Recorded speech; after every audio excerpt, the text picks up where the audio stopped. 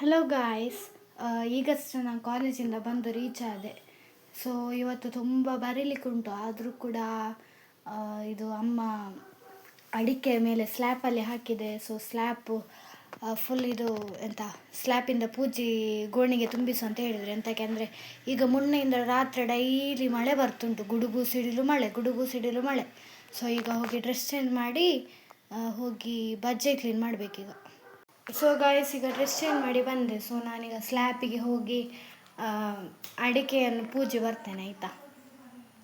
Hello guys, so ನಾನೀಗ ಹಸಿವಾಗ್ತುಂಟು, ಅದಕ್ಕೆ ಸ್ವಲ್ಪ ಪಪ್ಪಾಯ ತಿಂತೇನೆ ಅಂತ ಇದು ಫ್ರಿಡ್ಜ್ ಓಪನ್ ಮಾಡ್ತೇನೆ. ನೋಡಿ ಪಪ್ಪಾಯ ಅಮ್ಮ ಕಟ್ ಮಾಡಿ ಇಟ್ಟಿದ್ದಾರೆ. ಸೊ ಒಂದು ಪೀಸ್ ತಿಂತೇನೆ. ಸೂಪರ್ ಸ್ವೀಟ್ ಉಂಟು ಪಪ್ಪಾಯ. ನೀವು ಯಾವಾಗಾದ್ರೂ ಪಪ್ಪಾಯ ಟೇಸ್ಟ್ ಮಾಡ್ತೀರಾ, ತಿಂದಿದ್ದೀರಾ?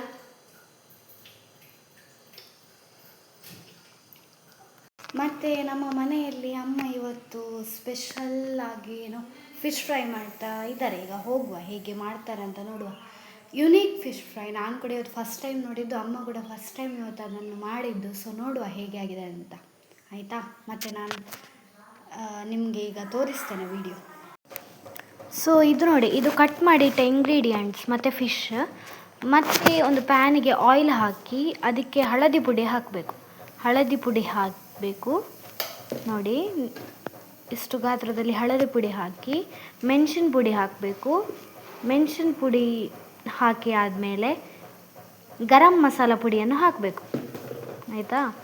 ಗರಂ ಮಸಾಲ ಪುಡಿ ಹಾಕಿ ಆದಮೇಲೆ ಚೆಂದ ಮಾಡಿ ಮಿಕ್ಸ್ ಮಾಡಬೇಕು. ಮಿಕ್ಸ್ ಮಾಡಿ ನಂತರ ಅದಕ್ಕೆ ಕಟ್ ಮಾಡಿದ ಈರುಳ್ಳಿಯಲ್ಲಿ ಸ್ವಲ್ಪ ಈರುಳ್ಳಿ ತೆಗೆದು ಅದಕ್ಕೆ ಹಾಕಬೇಕು. ಎಲ್ಲ ಹಾಕೋದು ಬೇಡ, ಸ್ವಲ್ಪ ತೆಗೆದು ಹಾಕಿ ಮೆಣಸಿನ್ಕಾಯನ್ನು ಎಲ್ಲ ಹಾಕಿ ಅದಾದಮೇಲೆ ಚೆಂದ ಮಾಡಿ ಮಿಕ್ಸ್ ಮಾಡಬೇಕು. ಸ್ವಲ್ಪ ಈರುಳ್ಳಿ ಹಾಕಬೇಕು, ಆಯಿತಾ? ಈಗ ಚೆಂದ ಮಾಡಿ ಮಿಕ್ಸ್ ಮಾಡಬೇಕು. ಚೆಂದ ಮಾಡಿ ಮಿಕ್ಸ್ ಮಾಡಿ ಈಗ ಉಪ್ಪು ಹಾಕಬೇಕು. ಒಂದು ಸ್ವಲ್ಪ, ನಿಮಗೆ ಗೊತ್ತಿರ್ತದಲ್ಲ, ನಾವೀಗ ಇಬ್ಬರೇ ಮನೆಯಲ್ಲಿ, ಸೊ 2 ಫಿಶ್ ಮಾತ್ರ. ನಿಮಗೆ ಗೊತ್ತಿರ್ತದಲ್ಲ ಎಷ್ಟು ಜನ ಇದ್ದರೆ ಎಷ್ಟು ಹಾಕಬೇಕಂತ.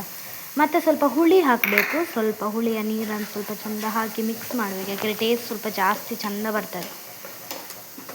ತದನಂತರ ನೋಡಿ, ಫಿಶ್ ಹೀಗೆ ಇಡಬೇಕು. ಅದರ ಮಧ್ಯದಲ್ಲಿ ಒಂದು ಭಾಗ ಮಾಡಿ ಕಟ್ ಮಾಡಿ ಹೀಗೆ ಬಿಡಿಸಿ ಫಿಶನ್ನು ಇಟ್ಟು ಅದರಲ್ಲಿದ್ದ ಮಸಾಲ ಉಂಟಲ್ಲ, ಮಸಾಲ ಫುಲ್ ಮೇಲೆ ಸ್ಪ್ರೆಡ್ ಮಾಡಬೇಕು. ಕೆಳಗೆ ಮೇಲೆ ಎಲ್ಲ ಫುಲ್ ಚೆಂದ ಮಾಡಿ ಸ್ಪ್ರೆಡ್ ಮಾಡಿ ಇಡಬೇಕು.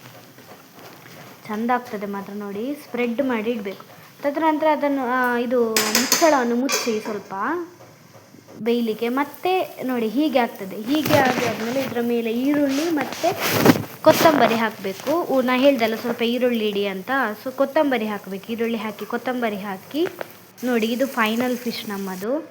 ನೋಡಿ ಟೇಸ್ಟ್ ಆಗಿದೆ, ಯಮ್ಮಿ ಯಮ್ಮಿ.